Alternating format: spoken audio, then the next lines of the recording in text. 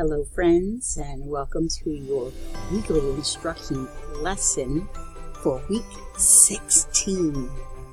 Yes, we are halfway through the school year, and this will be your last WIL for 2019. The next one will be when you come back from break in 2020. And just to let you know that I am leaving a little early for my break because I requested some personal time off because I earned it, and I will be going to Florida here to see my daughter in Pensacola. So starting Wednesday, I will not be in the office. I am taking my laptop with me, and if it's a real emergency, I will open up my laptop and see if I can help you. But just know that my communication could be delayed. I won't be right there right away because I could be on an airplane. Alright, so let's take a look at this week. Your learning target is, I can analyze author's word choice and how it affects the story. Okay, so I would like you to watch this short video called Word Choice. Why should I care? But it's pretty informative, and you should care about word choice because it can make or break a paragraph, a story, or an essay if you choose the right word.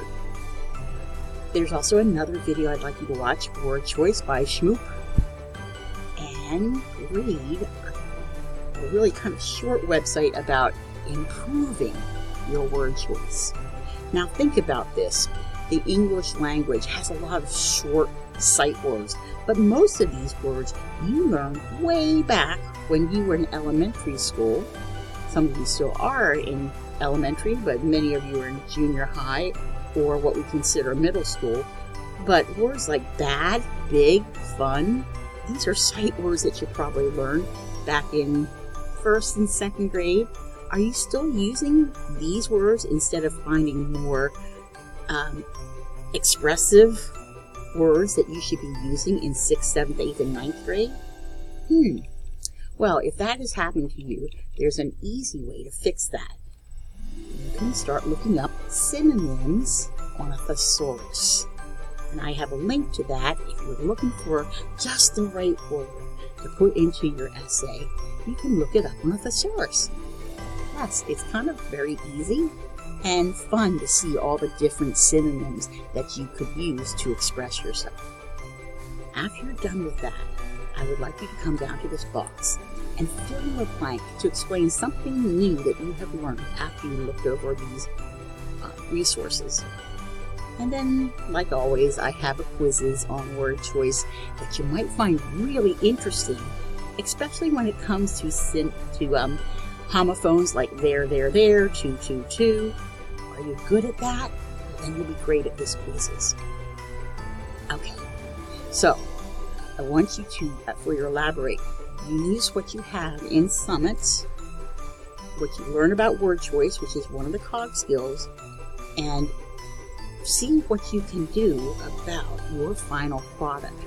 Many of you have final products that are due at the end of this week. After this week, it's going to turn red if you don't turn it in. Many of you have already submitted, and they're great.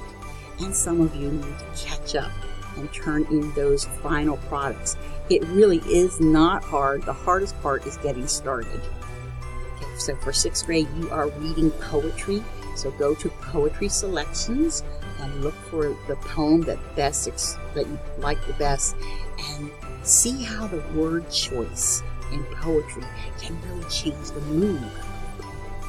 In 7th grade, yes, you are still doing The Outsiders. Susie Hinton, S.E. Hinton, wrote that book when she was 16 years old. She made enough money at 16 to set her up for life, but she chose words.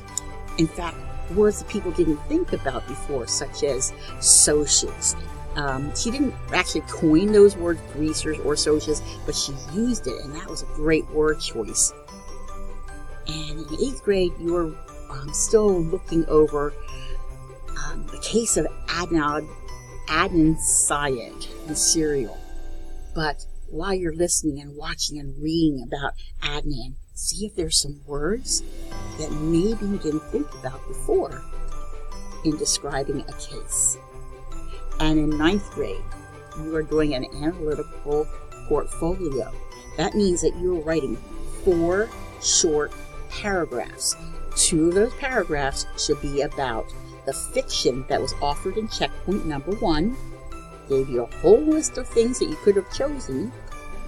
And in Common Lit, I gave you 2 nonfiction articles. One called Life is Not Fair, and the other one is called Why Do We Like to Be Scared? Those 2 nonfiction are in commonlit.org. There is a link in another will. So if you're not watching wills, you better go back and find it in a will from before, from a week before. Okay, so that's 4 paragraphs, 2 fiction, 2 nonfiction. Okay, after you're done with that, I want you to think about writing with word choice. And then your reflection for this week is, do you feel that you have a good vocabulary? Well, if that's true, then which word could be one of your favorites? We have a student that puts out a word of the day. He's got lots of great words. Yes, and maybe there's a word that you really like you could write about. What does that word mean to you? Okay, so this is the last time I will be putting out a WIL for 2019. Get ready for 2020. You're going to rock it. Talk to you later. Bye.